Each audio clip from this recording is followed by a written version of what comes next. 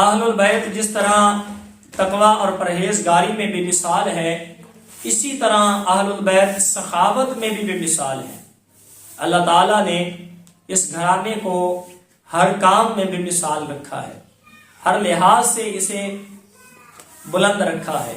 حضرت امام زین العابدین جن کا نام علی بن حسین ہے، یہ کربلا میں شہید نہیں ہوئے، یہ بچ گئے تھے، میدان کربلا میں گئے ہیں اور بیمار ہونے کی وجہ سے ان کو شہید نہیں کیا گیا۔ حضرت امام زین العابدین آپ کی سخاوت کے کیا کہنے۔ حضور علیہ السلام کے ایک مشہور صحابی ہیں حضرت زید رضی اللہ تعالیٰ، ان کا نام قرآن مجید میں آیا ہے۔ کسی صحابی کا نام قرآن مجید میں نہیں آیا، صرف حضرت زید رضی اللہ تعالیٰ عنہ جو رسول اللہ کے منہ بولے بیٹے ہیں، ان کا نام قرآن مجید میں ہے۔ ان کے بیٹے ہیں حضرت اسامہ، یہ بھی صحابی ہیں، اور ان کے بیٹے ہیں حضرت محمد بن اسامہ بن زید۔ تو حضرت محمد یہ جو اسامہ کے بیٹے ہیں، ان کا آخری وقت آیا تو حضرت امام زین العابدین گئے ان کی عیادت کے لیے۔ جب پہنچے تو وہ رو رہے تھے اور پریشان تھے۔ امام زین العابدین نے پوچھا کیوں روتے ہو، پریشان کیوں ہو؟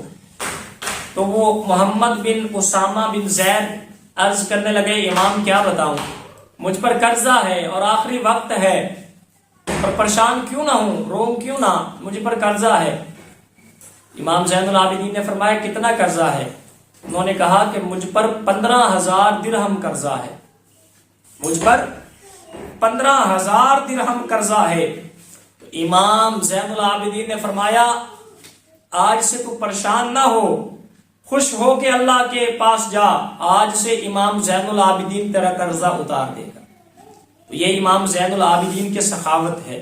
ایک روایت میں آتا ہے کہ آپ نے زندگی میں 2 مرتبہ اپنے گھر کا سارا مال اللہ کی راہ میں تقسیم کر دیا۔ 2 مرتبہ اپنے گھر کا سارا مال اللہ کی راہ میں تقسیم کرنے والے حضرت امام زین العابدین۔ امام زین العابدین آپ کے کیا کہنے۔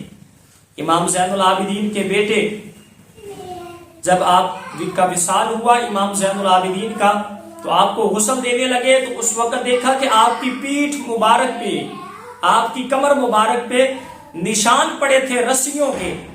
پوچھا گیا یہ وہی نشان ہے جو کربلا سے باندھ کر لایا گیا؟